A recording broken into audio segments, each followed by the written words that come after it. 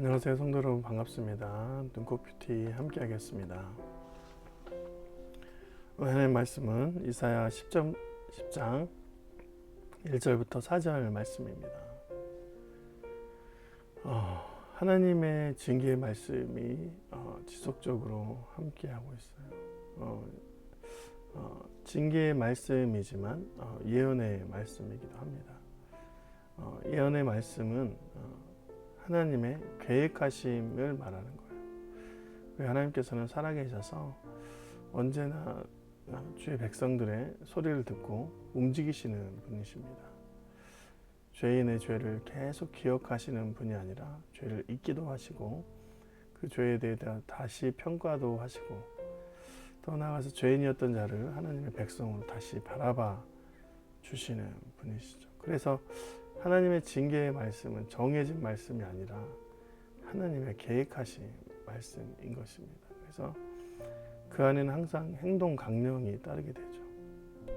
어떤 것에 대한 행동을 하라는 하나님의 명령이 떨어집니다. 그래서 그 행동 강령을 통해서 하나님의 구원의 방향성을 보여주시는 것이죠. 그래서 우리 하나님의 백성들을 믿는 자들은 구원의 방향성을 통해서 가게 되면 구원의 문이 활짝 열려 있는 것입니다. 그래서 우리 하나님의 백성들에게는 하나님의 말씀을 듣고 그 구원의 방향성으로 가는, 구원의 문으로 가는 길이 열려 있어요. 근데 왜 예수님께서는 부자와 같은 자들이 천국에 들어가는 것이 낙타가 바늘기에 들어가는 것보다 더 어렵다고 했을까? 그것은 여러분, 죄는 더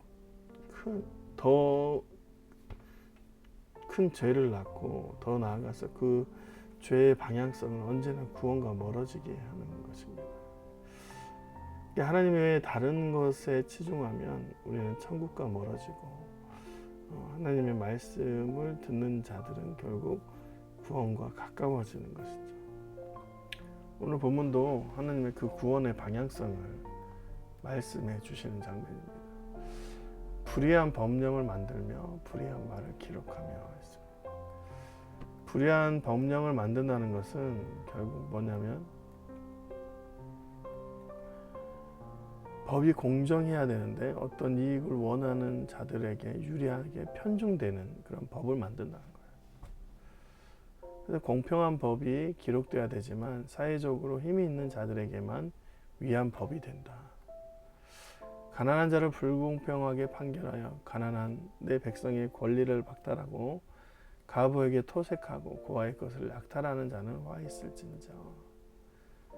사회적 약자인 가난한 자들에게 이 법이 아무런 효능이 없다는 거예요. 오히려 그들이 사회적으로 위협을 당하고 어려움을 당할 때 보호를 해줘야 되는 그런 법이 오히려 그렇게 불공정해서 그들이 가도 어디에서도 숨을 쉴 수 없는 정도의 그런 사회가 됐다. 거기에다가 과부들의 것들을 노력질하고 고아들의 것들을 약탈해 버린다.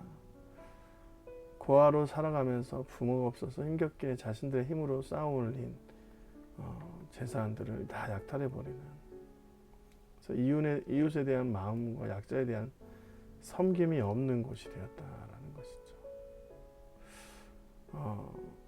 그런 사람들은 사회적 약자들을 같은 동족으로 보는 것이 아니라 짐승과 벌레로 보는 것입니다.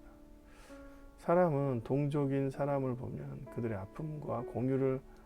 아픔과 상처를 공유하는 것이 마음적으로 본성적으로 있습니다. 옆 사람이 쓰러져 있으면 어깨를 내어주고 함께 걸어가는 것이 인간의 공적인 마음이에요. 착한 사람이라서 그런 게 아니라 보통 사람이라면 동족을 도와줍니다. 근데 쓰러진 사람들을 보면 그런 지나가고 모른 척하고 그 마음속에 존재에 대한 관심이 없는 것은 그 안에 죄성이 있기 때문에, 우리의 본성대로 행동하는 것이 아니라 죄성에 비롯된 잘못된 인격이죠.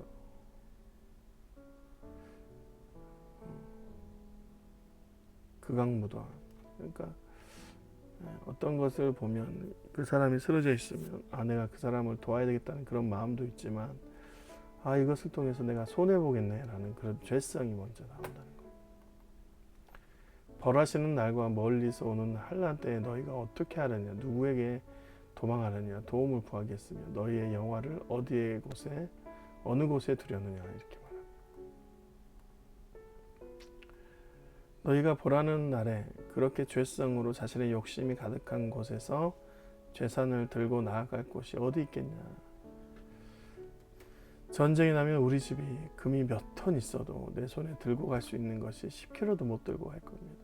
쌀과 곡식이 내 창고에 가득 차도 내가 메고 갈 수 있는 것이 20kg도 안 돼요. 그런 불안한 존재인 인간들이 마치 영혼을 살 것처럼 욕심을 부리며 살아가는 것이죠. 포로된 자 아래에 굽으르며 죽임을 당한 자 아래에 엎드려질 따름입니다. 그럴지라도 여호와의 진노가 돌아서지 아니하며 그의 손이 여전히 펴져 있지 아니한다. 그런 자들은 끝이 안 좋다는 것입니다. 오히려 포로로 잡혀간 자들에게 밟혀 죽거나 그들 사이에서 시체로 발견될 것이다. 그럴지라도 여호와의 진노가 돌아서지 않고 그의 손이 여전히 펴져 있다는 것은 그 진노의 상황이 더 깊이 있다는 거예요. 하나님께 이 말씀을 두렵고 떨리는 마음으로 우리가 받아야 되는 것이죠. 하나님, 이렇게 하면서까지 우리에게 진노를 더하시는 이유가 무엇입니까? 하나님께서 우리 10년 가운데 그런 말씀을 해주실 것입니다. 인생사 어떻게 될지 모릅니다.